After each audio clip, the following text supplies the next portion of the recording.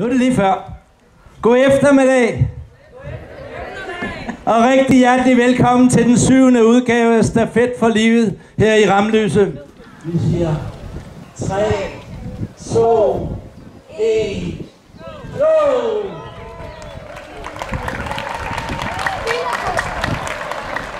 Stafet for livet i Ramløse er netop gået i gang. Og fejdernes hold indleder festlighederne med at opsende balloner. Symboler på håb. Godt! Marsch! Langsomt, langsomt.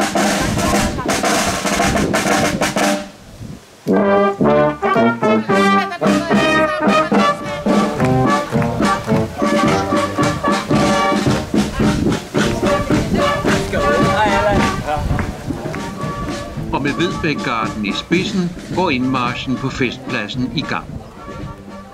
Der er i år tilmeldt 27 hold til stafetten, hvilket er rekord. Fejderne i deres gule trøjer går forrest.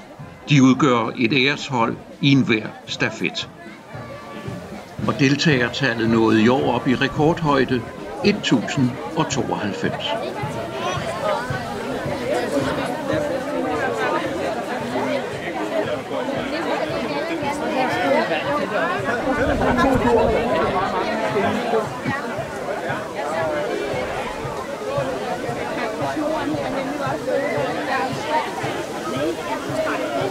Nej, jeg kan bedst lide midten, fordi altså, der kan jeg sådan lidt.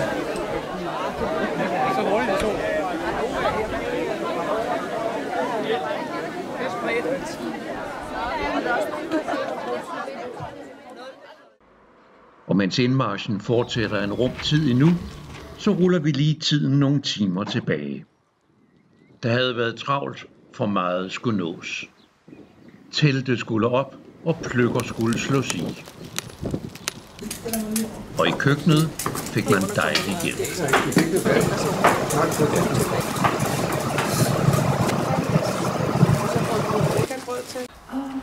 Men der skulle administreres, og der skulle pusses balloner op.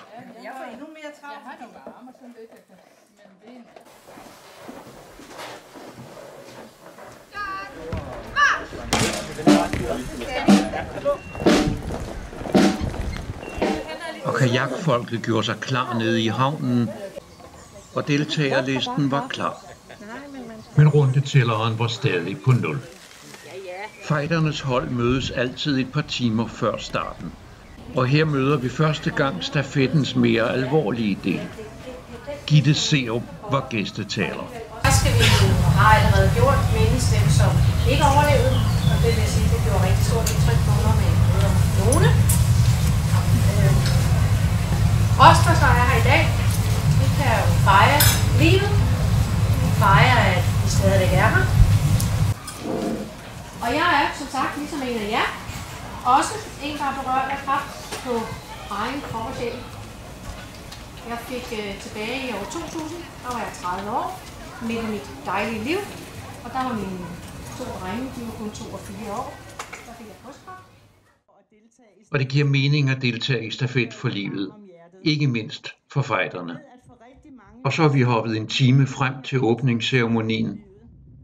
Og i sin åbningstale nævnte den kun 14-årige fejder Sasha sit inderlige ønske om engang at blive fri for denne sygdom. Og så giver det i høj grad mening for stafet, eller for fejderne selv at deltage i selve det store fællesskab Stafet for livet af. Så velkommen alle sammen til Stafet for livet 2016, som handler om at være sammen og glæde sig over livet.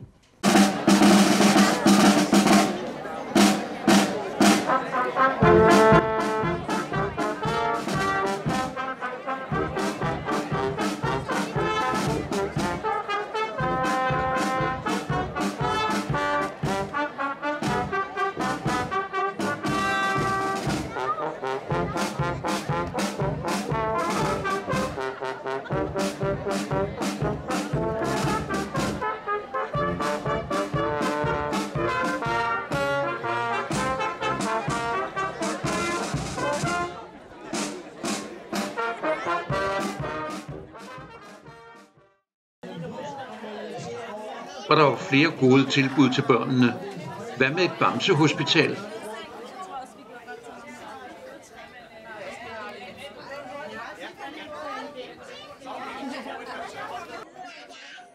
Her kunne bamserne og deres nærmeste pårørende blive orienteret om, hvor farligt det kan være at opholde sig i sol uden solcreme. Sygeplejersker sørgede for den nødvendige information, og det hele var meget fornøjeligt.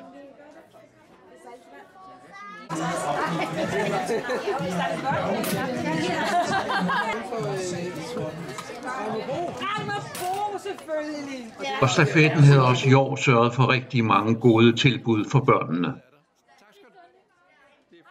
Du får lige chance til at 1, 2, 3, nu!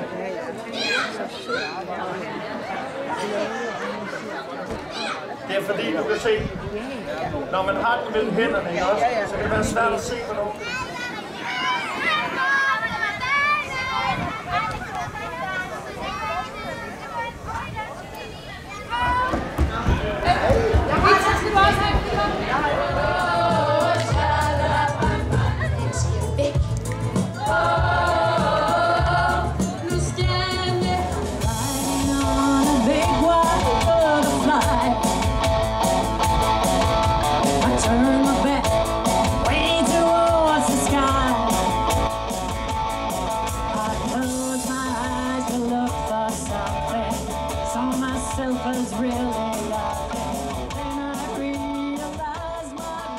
Og fra scenen var der rigtig god underholdning dagen og aftenen igen. Men det vigtigste var runderne, og der blev gået og løbet rigtig meget. Mange sponsorer havde ladet deres bidrag være afhængige af, hvor langt man gik eller løb. Så der blev ført regnskab, og rundetælleren var meget vigtig. Alle 27 hold havde selv fundet deres sponsorer, og her blev pengene så udbetalt enten som engangsbeløb eller støtte, eller simpelthen i kilometerpenge.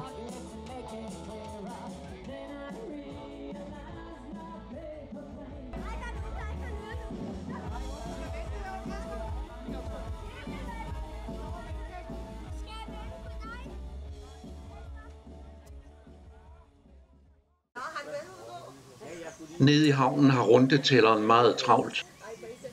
Hver runde er på 5 kilometer, nemlig fra Ramløse Havn over til Auderød og tilbage igen. Jeg hedder Malene Østergaard, og jeg er holdkaptajn for Kajak for Livet. Og vores hold er faktisk også lidt større i år. Og det giver rigtig meget mening for vores klub at deltage i Stafet for Livet.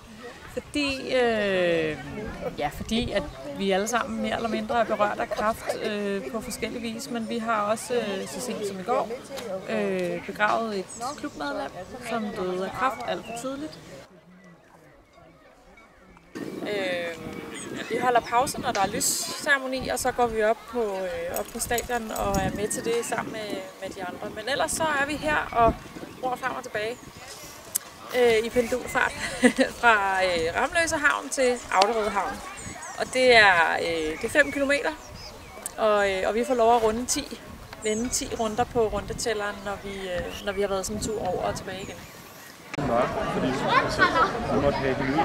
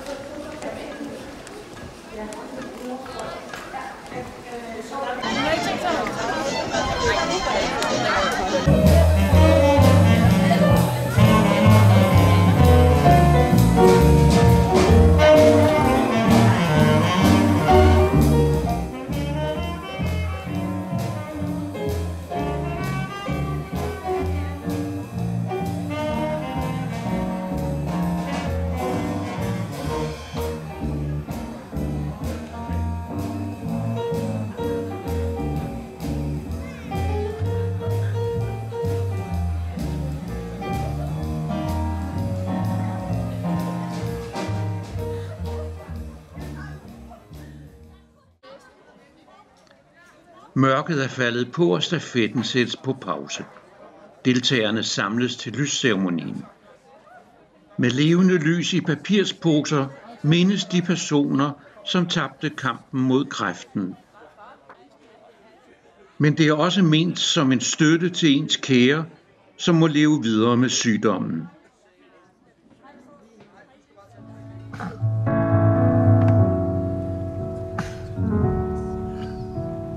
Solen er så rød, mor, og skoven er så sort. Nu er solen død, mor, og dagen gået bort. Ræven går derude, mor, vi låser vores skar. Kom, sæt dig ved min pude, mor, og syng en lille sang.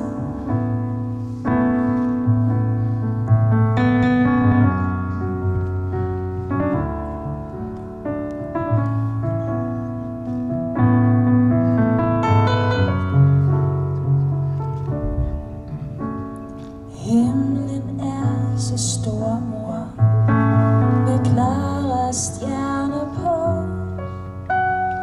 Hvem mås tro, der bor, mor, på stjernen i det blå? Tror du, der er drengemor, der kigger ned til mig? Og tror du, de har sengemor og sover ligesom jeg?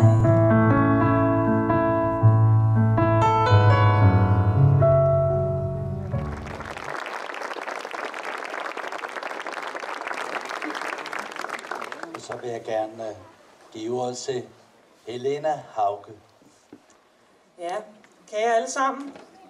Tak fordi jeg måtte komme her i aften til Stafet for Livet og tale lidt med jer her ved den smukke og stemningsfulde lystænding. Jeg er selv blevet helt rørt over mange af de fine ting, folk har skrevet, og det er jo som en bøn for folk om, at masser af mennesker skal overleve og overvinde denne her kamp mod kræft. Så lad bare lysene brænde her om lidt for alle de mennesker, I holder af. Lad det brænde i hjertet og i sjælen, så flammerne bliver symbol på det, vi tager med os her i aften. Kærlighed, fællesskab, nyt mod og håb for os alle, her og nu. Tak fordi jeg måtte komme, og fortsat god stafet for livet. Tak.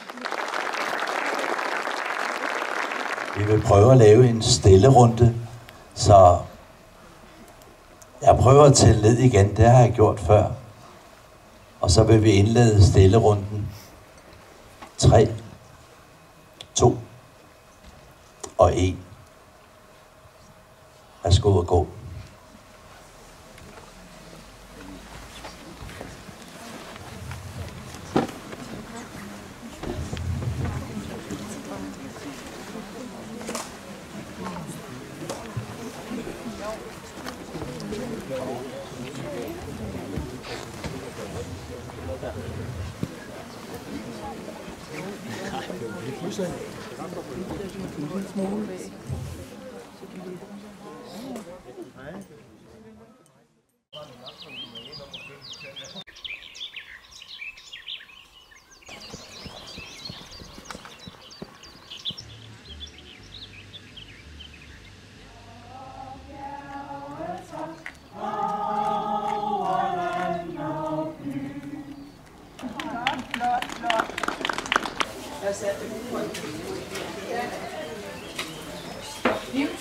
Det er Gillelejeholdet. Vi har været en cirka 30-35 mennesker i år her. Vi fik en opfordring fra Kirsten om at skulle starte et hold fra Gilleleje. Det var så Inger Lundbak, der startede det. Og så har vi sådan kommet mere og mere med og har været med. Ja, synes du, det er et fantastisk event, som jeg vil kalde det for, ikke?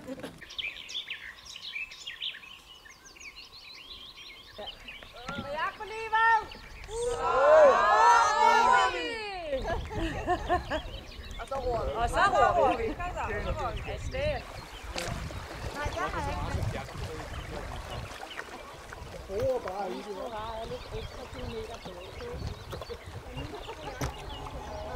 Sådan som hun gør. Jeg skulle måske spørge, men synes ikke, at jeg tør. I 24 år har jeg boet lige ved siden af Alice. 24 lange år med en lille drøm. I håbet om, at hun vil høre på min drøm. Det er svært ikke længere at bo lige ved siden.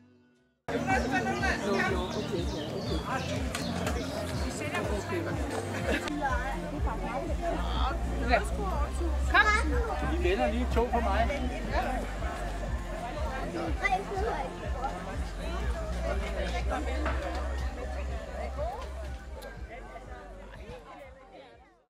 I må godt komme lidt tættere på. Hold da op, hvor jeg har det været en dejlig weekend.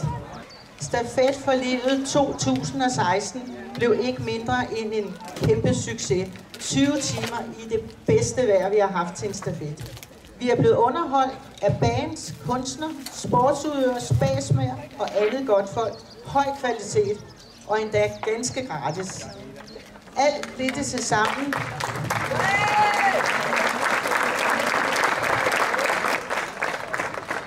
Og så vil jeg godt bede alle tovholderne og deres arbejdsgrupper og holdkaptajnerne komme herop foran. Jeg tror ikke scenen den kan bære. Kom frem med jer. Prøv at se på dem. Jeg vil godt takke alle, for uden jeres store indsats det sidste halve år, ville det ikke være muligt at stable en stafet på livet, som dette arrangement er. Der er blevet arbejdet på alle fronter med at samle deltagere, donationer, aktiviteter under stafetten, fremstilling af mad op i Ramløse skolekøkken.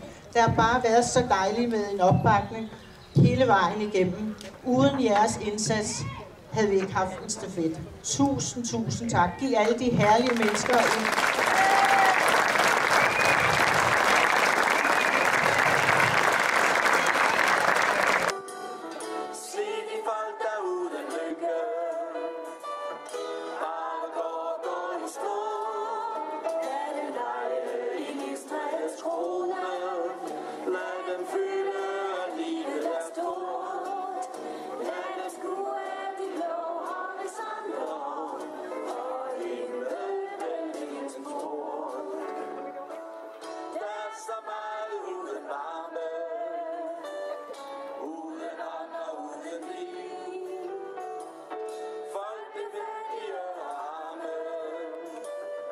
Tænker kun på tidsfordriv.